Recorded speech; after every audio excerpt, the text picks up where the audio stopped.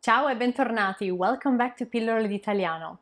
In today's episode number 70, we're going to focus on that tricky word figurati. We've seen it in a previous episode with one specific meaning. Unfortunately, figurati has many meanings, actually 5 different ones. This episode was inspired by a question that I received from one of you lovely subscribers. So this is the moment where I'm going to remind you to use that comment section below, communicate with me, let me know if you have questions, doubts, and you never know, maybe you will inspire me to make my next episode. Before we jump in, a quick announcement. As I mentioned last week, this episode is going to be the last one that I will release before taking a little break. When I will be away during my short Mexican vacation, I will not be releasing an episode. But that week, if you're one of my email subscribers, you will receive a little gift in your inbox. If you're not a subscriber, it's super easy to become one. In the description of this episode below, you will find a link, click on it, and you will be redirected to my website. Once you're there, on top of each page, you will see a banner that says sign up. And so you click that and you will be able to sign up and become an email subscriber so that when I'm away and I don't release free content through my YouTube channel, you can still get a little something in your inbox, a little present for you. If you're afraid that you're going to forget to subscribe once we get going with this episode, pause it right now. It will take you less than 30 seconds. Go ahead, I'll wait. All right, now that you're done with it, let's dive in and see those 5 different meanings of the word figurati. Meaning number 1 is the one that we saw last week. So figurati as an alternative to prego.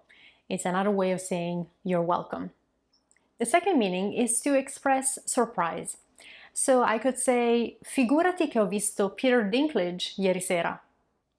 Well, if I were to translate that sentence in English, I guess I would say something along the lines of, can you believe that? Can you believe that I saw Peter Dinklage last night? So I'm expressing surprise in a positive way. The third way of using figurati is actually to express absence of surprise and also being a bit salty. If I'm talking about someone who is not known for being helpful or not known for being on time, I could say sentences such as figurati se ti dà una mano or figurati se arriva in orario. It's like saying, I am not surprised that he doesn't lend you a hand, or she. Or I'm not surprised that that person is not arriving on time. So in a sense, instead of saying this person never helps or this person never arrives on time, I am eliminating the negative element of the sentence and I'm placing figurati in front of it, making it into a sort of exclamation. And that exclamation in English will be more or less like saying, well, imagine that person arriving on time. Imagine that person lending you a hand.